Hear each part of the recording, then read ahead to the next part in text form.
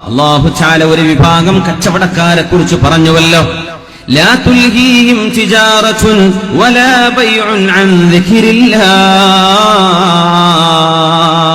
കച്ചവടം കൊണ്ടോ വിൽപ്പന കൊണ്ടോ അള്ളാഹുവിനെ ഓർക്കാൻ അവർക്ക് തടസ്സം വരാറില്ലാത്ത ഒരു വിഭാഗത്തെ കുറിച്ച് അള്ളാഹു പറഞ്ഞില്ലേ, ഞാൻ അക്കൂട്ടത്തിൽ നിന്ന് വരികയാണ്. അള്ളാഹുവിനെ പേടിക്കുന്ന കച്ചവടക്കാരനാണെന്ന് നോക്കണം.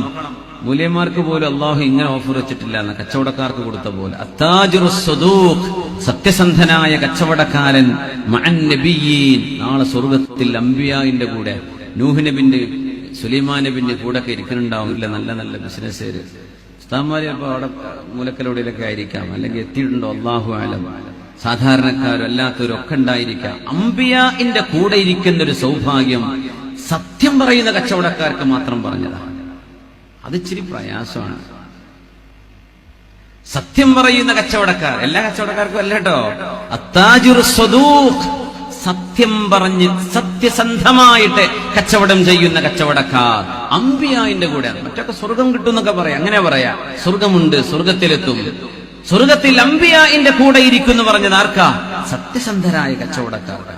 ആ വഴിക്കൊന്ന് ആലോചിച്ചൂടെ? അങ്ങനെ ലാഭമുള്ളത് മദീനെ, അല്ലെങ്കിൽ വേണ്ടാന്ന് നോക്കണം.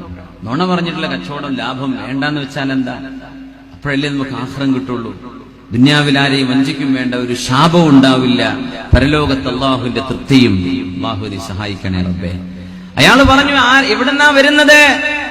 ഞാൻ കച്ചവടക്കാരനാണ്, പക്ഷേ എന്റെ കച്ചവടം അള്ളാഹുവിനെ ഓർക്കാൻ തടസ്സമാവാറില്ല. ഞാൻ ദിക്ർ ചൊല്ലുന്ന കച്ചവടക്കാരനാണ്. എങ്ങോട്ടാ പോകുന്നത്? ഇലാ ഖൗമിൻ, ഞാൻ പോകുന്നത് അല്ലാഹു ഒരു വിഭാഗത്തെ കുറിച്ച് പറഞ്ഞില്ലയോ, തതജാഫാ ജുനൂബുഹും അനിൽ മളാജി യദഊന റബ്ബഹും ഖൗഫൻ വതമആ.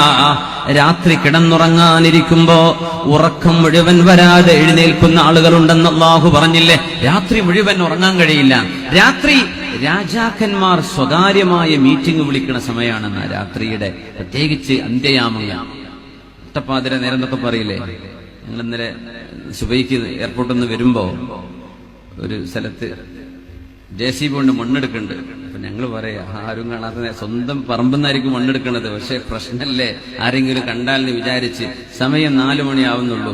പ്രശ്നനെ മനുഷ്യന്മാര് നാട്ടുകാരും പൊടിച്ചിട്ട് തന്നെയായിരിക്കും ഈ നേരത്ത് വിളക്കും കത്തിച്ച് അവനാന്റെ പറമ്പെന്നായി മണ്ണെടുക്കണം. ഒരു JCB ഉണ്ട്, പിന്നെ ഒരു ലോറി ഇവിടെ നിർത്തിയിട്ടുണ്ട്. സുബ്ഹാനല്ലാഹ്, ആ നേരമുണ്ടല്ലോ, ആരും കാണാത്ത നേരം, അള്ളാന്റെ മുമ്പിൽ മുസല്ല വിരിച്ചിരുന്ന് നോക്കി വല്ലാത്തൊരു രസമുണ്ടാവും. ആ നേരത്ത് ഉറക്കം കെട്ട് മുറുകുന്നൊരു സമയമാണത്. കണ്ണൊക്കെ ഒന്ന് മുഖം തെളിച്ച് ഒന്ന് എഴുന്നേറ്റ് അള്ളാഹുവിലേക്ക്, ആ ഖിബിലാക്ക് തിരിഞ്ഞിരുന്ന് ഒരു കുട്ടി അറിയണ്ട. മഹാന്മാരൊക്കെ പെണ്ണുങ്ങൾ അവരുടെ കുഞ്ഞുങ്ങൾക്ക് മുല കൊടുത്ത് മക്കളെ ഉറക്കി മെല്ലെ ബെഡെന്ന് എഴുന്നേറ്റ് പോരുന്ന പോലെ അവനവന്റെ ഭാര്യമാർ ഉറങ്ങിയാൽ അവരെഴുന്നേറ്റ് നിസ്കാരത്തിലേക്ക് നിൽക്കുമായിരുന്നു എന്നാണ്. ചില വളവന്മാരൊക്കെ എഴുന്നേറ്റ് പോകുന്നുണ്ട് മറ്റേ പെണ്ണിന് ചാറ്റ് ചെയ്യാൻ അപ്പുറത്തെ റൂമൊക്കെ. ഇതല്ല, അള്ളാഹുവിന്റെ മുമ്പിലേക്ക് ഇരിക്കാൻ വേണ്ടി സ്വന്തം ഭാര്യ പോലും അറിയാതെ ഇങ്ങോട്ട് മാറി വന്നിരുന്ന് അള്ളാഹുവിന്റെ മുമ്പിൽ ഇരുന്ന് ആ ഒരു നേരം ഒരു വല്ലാത്ത സമയമാണ്. പ്രൈവറ്റ് മീറ്റിംഗ് നടക്കുന്ന സമയമാണ് അത്, റബ്ബുമായുള്ള മീറ്റിംഗ്. ആ നേരത്തെ അല്ലാത്തൊക്കെ വാട്സപ്പും ഫേസ്ബുക്കും ഫോണും വിളിയും ആൾക്കാരും വരവും പോക്കുമായിട്ട് ഒന്നും നടക്കൂല. ആ ഒരു നേരം നമുക്ക് രക്ഷപ്പെട്ട് കിട്ടിയാൽ നമ്മുടെ സുബഹി രക്ഷപ്പെടും. സുബഹി കിട്ടിയോ, അവർ അള്ളാഹുവിന്റെ സംരക്ഷണത്തിലാണ്. സുബഹി ജമാഅത്തായി നിസ്കരിക്കുന്നവർക്ക് അള്ളാന്റെ സംരക്ഷണമുണ്ടെന്ന് പരിശുദ്ധ റസൂലുള്ളാഹി സ്വല്ലല്ലാഹു അലൈഹി വസല്ലം. അത് കിട്ടിക്കഴിഞ്ഞാൽ പിന്നെ രക്ഷപ്പെട്ടില്ല. അന്നത്തെ ദിവസം ക്ലിയർ അല്ലേ, പിന്നെ എന്തിനാ പേടിക്കുന്നത്? ഒരു ശകുനവും വന്നില്ല.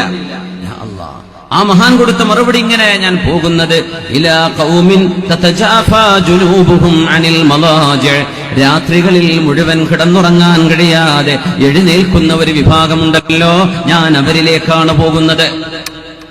ഉന്നതമായ ചിന്തകളാണ്, ചിറക് വിരിച്ച് ഉന്നതങ്ങളിലേക്ക് പറക്കേണ്ടവരാണ് നമ്മൾ.